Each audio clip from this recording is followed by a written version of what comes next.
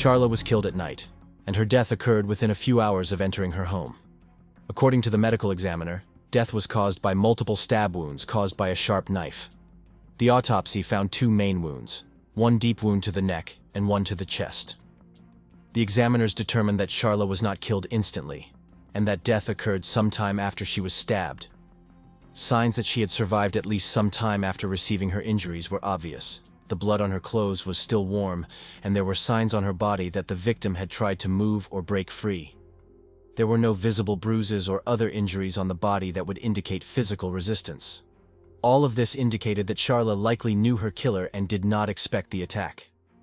Dear viewers, in the next video releases, you will find very intriguing and confusing cases. And in order not to miss them, be sure to subscribe to the channel and please like the video. Charla Mack was born on December 19, 1967, in Las Vegas, Nevada. As the eldest child in the family, she felt a sense of responsibility for her family from an early age and set high goals for herself. Her home was always filled with support and love. Her parents, Jim and Janet, were hardworking people working in the service industry. They raised their children in an atmosphere where honesty, responsibility, and diligence were valued. Charla, being an energetic and ambitious girl, always tried to be an example for her younger brothers and sisters, demonstrating the importance of knowledge, diligence, and determination. She attended a local school, where she was known for her hard work and activity in and outside of school. During her school years, Charla was interested in many things, from sports sections to volunteer work, showing an interest in communicating with people and participating in community projects. After graduating from school, Charla decided to continue her education by enrolling at the University of Nevada, where she majored in social sciences. At the university, she quickly gained popularity among students and teachers, thanks to her leadership qualities and active participation in campus life. Charla was not only a good student, but also a member of various student organizations, including those that were involved in volunteer activities. Her personal qualities, openness, concern for others, and a willingness to help, allowed her to quickly find a common language with people, and also inspired her peers to participate in social initiatives. In her youth, Charla had a bright personality that attracted attention. She was charismatic and friendly, always ready to listen and help. Her friends and acquaintances described her as a person with a big heart who could be trusted. In 1990, after graduating from university, Charla returned to her native Las Vegas, where she decided to pursue a career in the social sphere, working in charitable organizations, which was also part of her life philosophy. She actively participated in various projects aimed at helping those in need. Working in social services, Charla encountered difficult fates of people, but this did not upset her, but, on the contrary, gave her strength to continue working in this field. She felt that her activities were useful, and this gave her a sense of satisfaction from her work. Despite her busy professional life, Charla always found time for her family. She was a caring daughter, supporting her parents and younger siblings. Her loved ones could always count on her help, and Charla often organized family gatherings where all relatives gathered. Family was the most important value for her, and she was proud that she could be a support for her loved ones in any situation. Her home was always warm, and she happily received guests, offering a cozy atmosphere and delicious food. Despite her busy work, Charla maintained active relationships with friends and tried to spend time with them, sharing the joys and difficulties of life with them. At the age of 25, Charla met Darren Mack, the man who would become her future husband. He was an ambitious and successful businessman, with interests similar to her own, and they both shared a passion for self-development. Their relationship developed rapidly, and they soon married, seeming like the perfect couple building a life together. After their wedding, Charla and Darren settled in the suburbs of Las Vegas. Charla continued her career in social services, and Darren began to work on his own business. Every morning, after a cup of coffee, they began the day, relying on each other in everyday chores. Over time, Charla and Darren became part of the local community, actively participating in events aimed at improving the quality of life in their area. Charla took part in various charity events, organized fundraisers for local shelters and schools, actively communicated with neighbors, always helping those who needed her support. Her life was harmonious and fulfilling, and she believed that she had found her calling in helping others. However, her desire to help was not limited to work. In her free time, Charla was involved in art, often visiting galleries and exhibitions, where she enjoyed creativity. She was also fond of yoga, which allowed her to maintain physical fitness and find balance in life. According to her, yoga helped her maintain peace and calm at any moment, even in the most stressful ones. Charla was known for her friendliness and openness. She traveled a lot, and each trip became a source of inspiration for her. She loved to study the culture of other countries and immerse herself in the atmosphere of different people. During her travels, Charla always took the time to get to know the locals, and her friendliness and ability to communicate opened up new horizons for her. This travel allowed her to look at life from a new angle and learn to be even more tolerant and understanding. Despite her successes in her personal and professional life, Charla remained a modest woman for whom it was important not only to be recognized, but also to feel inner satisfaction from what she had done. She always maintained high standards in her life and strove for self-improvement. Her friends and colleagues admired her ability to adapt to any circumstances and remain positive despite difficulties. Charla believed in the power of inner harmony and sought to convey this belief to others. As the years went by, Charla became more and more confident in her choices and lived in the rhythm that she liked. She was deeply satisfied with her life, confident in her choice of profession and the values she adhered to. But even with such an approach to life, her world will soon begin to change. But this will be another chapter of her life, in which she will fight for her happiness, independence, and safety. Her life was multifaceted and rich, filled with friends, family, and achievements. Charla had a strong character and was an inspiration to many. However, as often happens in life, no one can predict what challenges await them ahead. May 28, 2006, Las Vegas, Nevada. This day was unremarkable for most residents of the city. The warm spring morning seemed completely ordinary. People were hurrying to work. Tourists continued to look at the famous hotels and casinos, and the streets were in the usual bustle. But in one house, located in a prestigious area of the city, life turned upside down forever. Charla Mack did not show up for work that day. This became the first alarm signal for her friends and colleagues. She was always punctual and responsible, never missed work without a good reason. Her colleagues began calling her mobile, but the calls remained unanswered. At first they thought it was just an accident, but when her phone remained silent and her absence became more and more noticeable, concern began to grow. Charla's acquaintances decided to visit her. It was not in her nature to disappear without warning. One of her close friends, sensing something was wrong, went to the house she shared with her husband, Darren Mack. When he knocked on the door and got no answer, his anxiety grew. He rang the doorbell several times, then tried the back doorbell, but all was quiet. There was an odd silence inside the house. Charla's friends didn't know what to do. It was all so unexpected. Confused, they decided to call the police. The caller said he hadn't seen his friend since the morning, and that she had been behaving strangely for the past few days. When the police arrived, the door to the house was locked. At that point, no one knew that something terrible was already happening in the house. The officers forced the door open and entered the house. Their first step was to check every room. The fear and anxiety grew as they examined each one. It looked as if Charla had simply left the house, but had left everything as it was. An unmade bed, a cup of cold coffee on the kitchen table. At first glance, nothing out of the ordinary, but all this only added to the feeling of anxiety. The police began to examine every corner, and soon one of the officers noticed a strange trace in the hallway. Traces that looked like blood. When they entered the bedroom, Charla's body was found on the floor, next to the bed. She was lying in a position indicating that she could have been caught unawares. There were signs of violence around her. The signs that the woman could have died a violent death were obvious. At the time of discovery, Charla's body was already dead. Once at the crime scene, the police were shocked by the brutality with which the murder was committed.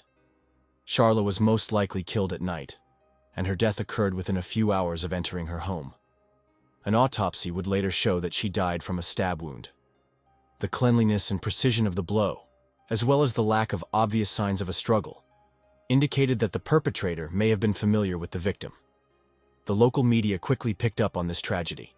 The terrible news of the death of Charla Mack, a young woman, an active social activist, and a beloved colleague, shocked everyone. The resonance was huge.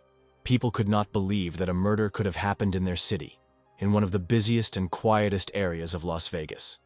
The terrible reality left no doubt. Charla was a victim of violence. A few hours after the discovery of her body, the police began to suspect that the murder was committed by someone from the inner circle. Considering that Charla was a kind and open person, surrounded by numerous friends and colleagues, this murder could not have been random. There were no signs of robbery or violence at the crime scene that could indicate a criminal acting on a hunch. This meant one thing: the killer knew Charla and, possibly, was part of her life. Immediately after the body was discovered, the police went to the house of her husband, Darren Mack. He was the last person to see Charla alive. But as it turned out, he was no longer home at that time. The police could not help but notice his strange disappearance. Was it a coincidence, or did he simply decide to disappear after the crime? With each passing hour, suspicions about Darren Mack only grew stronger. As it turned out, Darren was in the very house that he shared with Charla. At the time of the investigation, he was no longer at the crime scene, and the police soon found out that he had driven away in his own car in an unknown direction. His strange disappearance after his wife was found dead made him the prime suspect in the case. The police did everything to catch him, but Darren Mack disappeared. This was a turning point for the investigation, as no one could say for sure what led to Darren's disappearance on the day of the murder. He was still the prime suspect, and the police had many questions he needed to answer. At this point, the investigation was just beginning, but nevertheless, it was clear that Charla Mack's murder was not just a random tragedy. Someone close to her had taken her life. When the police found Charla Mack's body, they began an intensive investigation into the circumstances of her death. From the very beginning of the investigation, investigators were faced with a difficult choice. The killer clearly knew the victim, but who would commit such a brutal crime? Charla's husband, Darren Mack, was the first person investigators suspected. He disappeared on the day of the murder, leaving many questions unanswered. But the strangest thing was that on the day of her death, he was in another city, according to him, on a trip. However, despite his attempts to justify himself, more and more details began to indicate that Darren Mack was the central figure in this case. The police began to carefully collect information about Darren Mack and his relationship with Charla. At first glance, their marriage seemed normal. But, as it turned out, the last months of their lives were full of friction and conflict. Charla filed for divorce. This information soon became key to the investigation. According to court records, Charla was planning to break up with her husband, which was clearly the reason for the conflict. However, the police could not immediately claim that the divorce was the motive for the murder. More evidence was needed. In order to understand what led to the tragedy, investigators decided to look into the details of Darren Mack's life. They found out that a few weeks before the murder, his behavior became strange. He began to avoid social events. He began to worry about financial problems, and he was also rumored to be involved in dubious deals. All this indicated his deteriorating psycho-emotional state. As it turned out later, Darren was experiencing severe financial difficulties, and his business was on the verge of collapse. He was in debt, and was looking for ways to pay them off, including funds that he could get from living with Charla and her assets. For several days, investigators tried to find at least some traces that could lead to his whereabouts. The police looked for him in different places, checking possible hiding places and caches, but he seemed to have disappeared. Every resource available was used in the search for Darren Mack, from airport inquiries to bank transactions, but the trail of his disappearance became increasingly complicated. It was like a game of cat and mouse, where every move could be the last. And then, a few days later, the police received information that Darren Mack had been seen in several cities, starting with Los Angeles, where he was apparently trying to hide from law enforcement. Meanwhile, the investigation into Charla continued to unfold. The forensic examination conducted at the crime scene was one of the key factors in establishing the cause of death of Charla Mack. According to the medical examiner's conclusion, death was caused by multiple stab wounds inflicted with a sharp knife. During the autopsy, two main wounds were discovered, one deep wound in the neck area and the other in the chest area. Both wounds were penetrating, and one wound was fatal. severing several vital blood vessels. The second wound, while not immediately fatal, also accelerated the blood loss. Forensic experts determined that Charla was not killed instantly, and that death occurred sometime after she was stabbed. Signs that she had survived at least some time after receiving her injuries were obvious. The blood on her clothing was still warm, and there were signs on her body that the victim had attempted to move or escape. This indicated that Charla may have attempted to take cover or call for help before she lost consciousness and died. In addition, the experts noted the absence of signs of a struggle, which also became an important element in the investigation.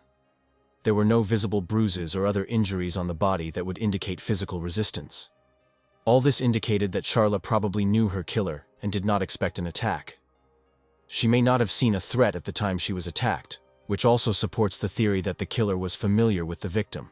This data became important evidence for investigators, as it could confirm the suspicion that the killer could have been inside the house at the time of the attack. Also, during the examination, Charla's clothing was carefully examined. Experts found traces of blood on her jeans and shirt, which confirmed that she was attacked while she was on the move, perhaps trying to escape or seek shelter. It was noteworthy that her hands were not badly damaged, which also indicated the absence of an active struggle with the attacker. This completed the picture of events, confirming that Charla was probably taken by surprise at the time of the attack.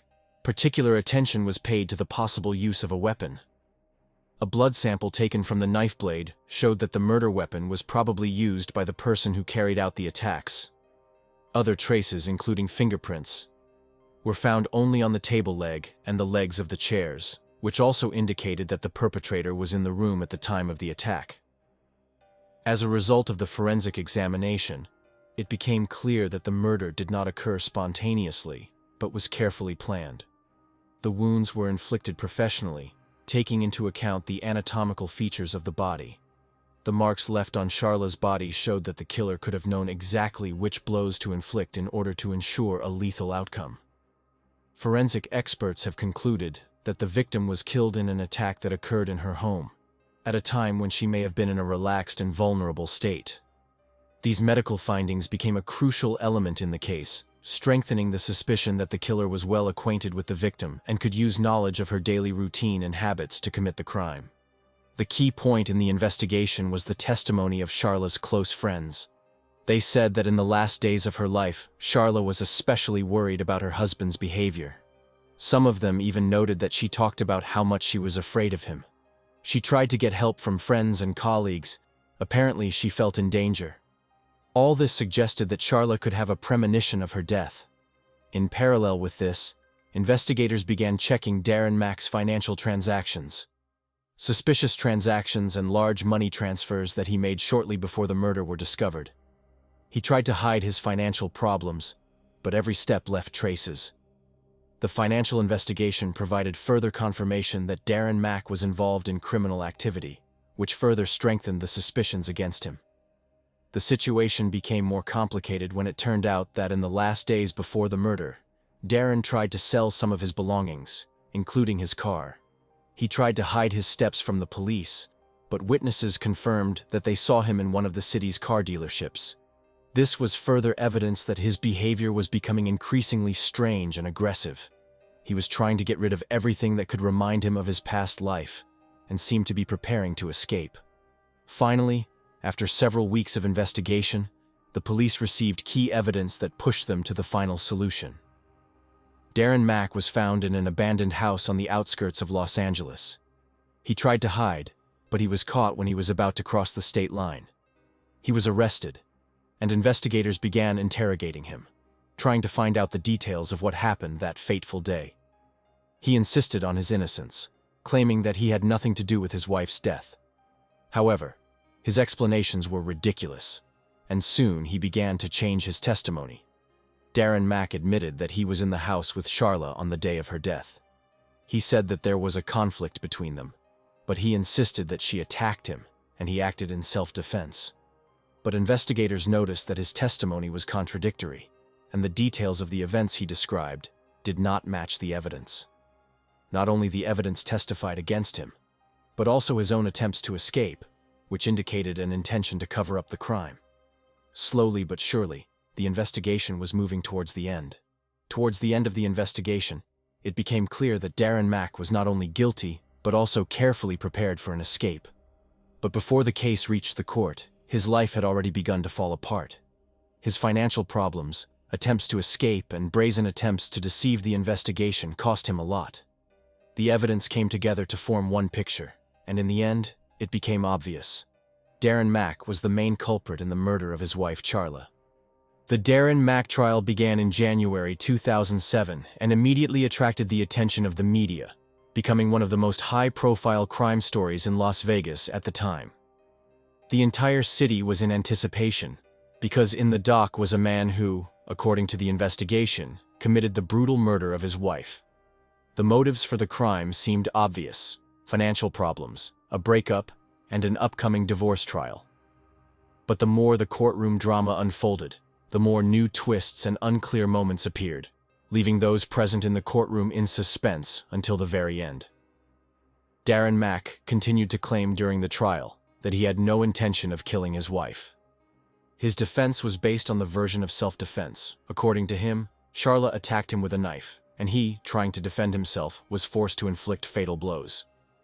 However, prosecutors, based on the evidence collected by the investigation, claimed that the defense version had nothing to do with reality. From the very beginning, they claimed that Darren Mack was not the victim, but the killer, who had carefully planned his attack on his wife. The prosecutors presented compelling evidence that refuted Darren Mack's version of events. In particular, the forensic examination showed that the wounds were inflicted with the intent to kill, and not in the course of a random conflict. The marks found on Charla's body showed that she did not offer resistance, which completely cast doubt on the version of self-defense. Based on this evidence, the prosecution argued that Darren Mack had planned the murder of his wife in advance and carried it out at a time when Charla was not expecting an attack. In addition, evidence was presented that Darren Mack was among those people who could have prepared for the crime in advance. Evidence of his financial problems, debts, and strained relationship with Charla only strengthened the prosecution's version that the murder was related to material motives. In particular, prosecutors pointed to his desire to gain access to his wife's money through divorce, which could have been the main motive for the murder. One of the most important factors in the trial was the testimony of digital footprint experts. During the investigation, it was revealed that Darren Mack tried to hide his location after the murder, using false documents and hiding in different cities. He even deleted all his data from mobile phones and computers, trying to hide any traces of his activities. This was important evidence that his actions were deliberate and aimed at concealing the crime. One of the most dramatic moments of the trial was the questioning of Darren Mack himself. He gave a long and confident account of his version of events, claiming that he had no intention of killing Charla. However, his testimony was contradicted by the evidence, and his nonverbal behavior in the courtroom, indecisiveness, frequent changes of views, and nervousness, raised doubts in those present. The defense tried to present him as a victim of circumstances, claiming that Darren Mack was under severe stress due to divorce proceedings and financial problems. However, all these attempts were debunked. The question of a financial motive came up repeatedly during the trial. Prosecutors raised the topic of Darren Mack being desperate to get a share of the jointly acquired property after the divorce. And although the evidence could not definitively prove that the divorce was the main motive for the murder, the fact that he was clearly looking for money and was ready to go to extreme measures to get it was obvious. The trial attracted the attention of not only human rights activists and lawyers, but also ordinary citizens. Charla's friends and family were almost always present in the courtroom, and her parents, especially her mother, were extremely emotional, attending every hearing. Their presence was a reminder that there were real human destinies behind this tragic case, and they were waiting for justice. As the case drew to a close, the defense attempted to cast doubt on the charges of premeditated murder, putting forward the version that Darren Mack did not plan to kill his wife, and that his actions could be seen as impulsive behavior caused by extreme stress and emotion. However, this version was not supported by any convincing evidence. After 3 weeks of intense hearings, during which numerous testimonies were heard, including testimony from experts, former colleagues, and friends of Charla, Darren Mack was found guilty of premeditated murder of his wife. There was a heavy silence in the courtroom as the verdict was announced, as many in the room could not believe that the tragedy that had rocked their city had finally come to an end. Darren Mack was sentenced to life in prison without parole. His life and career were ruined, and the Charla family lost not only their daughter, but also their faith that justice would be done. The trial became an important symbol for local residents, reminding them that behind every crime, there are real people whose lives and destinies will be changed forever. In the final days of the trial, many details that were revealed in the courtroom left a deep mark on the memories of everyone who followed the case. But despite the tragedy of what happened, one fact remained unchanged. This trial became an important lesson for society about how easily human emotions, greed, and resentment can lead to irreversible consequences.